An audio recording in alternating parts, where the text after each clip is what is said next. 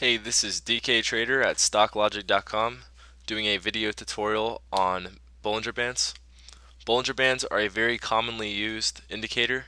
It's put on the chart with the candlesticks. It has an upper band, a lower band, and the middle is the 20-day moving average. It is said that with Bollinger Bands, it never trades outside of the Bollinger Bands. This is kind of true and it's kind of false because although when you look at it, it is always in there. The Bollinger Bands form and are calculated based off of the current price action.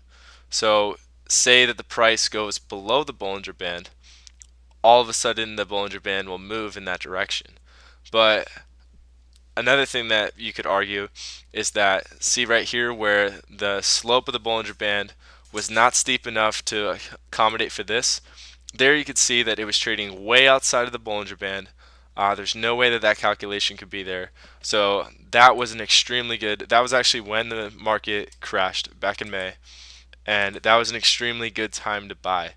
And you could easily tell because of the Bollinger Bands.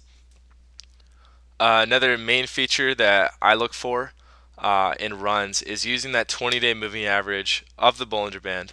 Well, it's not of the Bollinger Band, but anyways, using that to tell which phase you're in.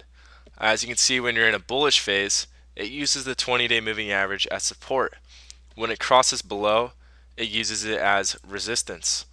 When you're in an undefined period of bullish or bearish and it's just oscillating, typically you'll see movements from the bottom band to the upper band back to the bottom band. Here is when support was used again. Then we have resistance. And another quick thing is that usually you will see spinning tops or an indecision period on that 20-day moving average or 20 whatever interval you're in. I have them on my chart. They're extremely useful. Other things you can see is that when they squeeze together, that typically means that a price movement is about to occur. And as soon as it opens up in both directions. So areas where the Bollinger Bands are extremely wide, and there's actually an indicator for Bollinger Band width, that indicates that a big movement is occurring. When there'll be a point where either at the top or the bottom, where especially you can tell if you have moving averages on, that it will start to curve away from the Bollinger Band and the bands will start to tighten again. As you can see here, nothing has really gotten that tight, so this isn't a good example for where this happens, but when it does tighten up, you can see that a breakout is about to occur. And if it breaks the top Bollinger Band, you go long.